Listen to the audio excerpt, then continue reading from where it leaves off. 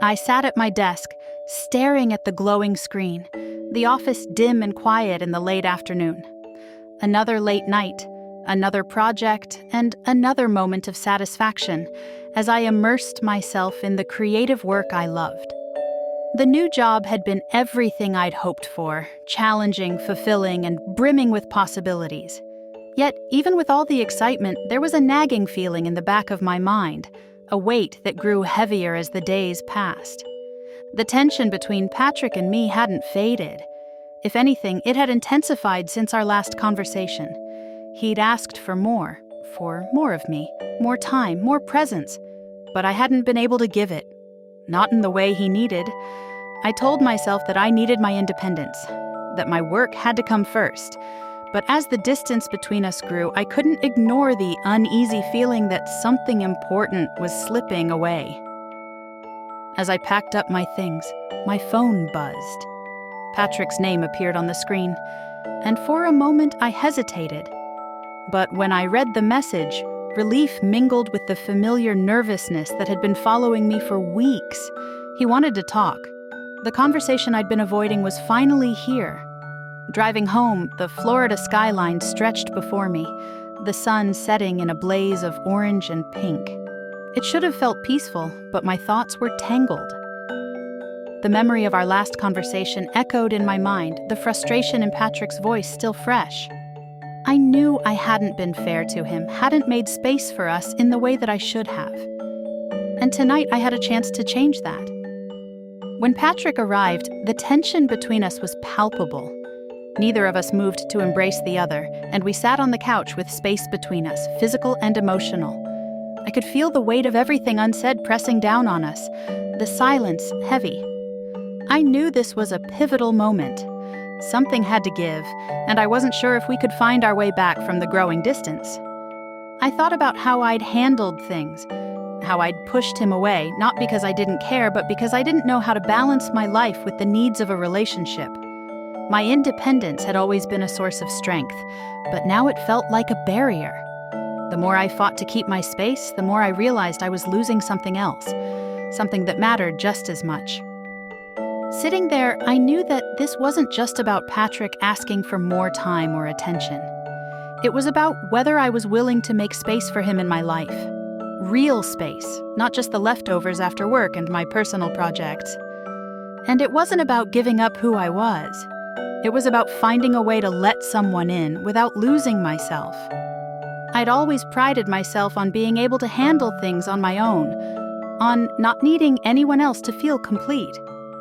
But now, I saw that I had been protecting myself too much, keeping Patrick at arm's length to avoid vulnerability. And in doing so, I had built walls between us, walls that were now threatening to keep us apart for good. I needed to change. Not for Patrick, but for myself. I needed to learn that being with someone didn't mean giving up my independence. It meant sharing it. It meant letting him into my world, showing up in ways I hadn't before, and being open to the possibility that maybe we could find a balance that worked for both of us. The more I thought about it, the more I realized that this wasn't about sacrificing freedom for love. It was about expanding the way I viewed relationships, about making room for the person I cared about without feeling like I was losing a part of myself. I could be independent and still show up for Patrick. I could be both. The conversation that followed was difficult but necessary. For the first time, I let myself be vulnerable, acknowledging the ways I had been holding back and the reasons behind it.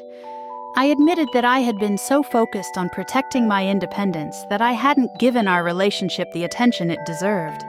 But I also realized that loving someone didn't have to mean losing myself. It could mean growing together, without compromising who I was. As we talked, the tension between us began to ease. Patrick wasn't asking me to change who I was. He wasn't asking for constant closeness or for me to give up the things that made me feel free. He just wanted to know that he was a part of my life, that I was willing to make space for him alongside everything else. And for the first time in weeks, I felt like we were finally on the same page. By the time he left, the atmosphere between us had shifted. There was still work to be done, but the hope that had flickered between us earlier was now a steady glow. We had found common ground, not by compromising who we were, but by understanding what we needed from each other.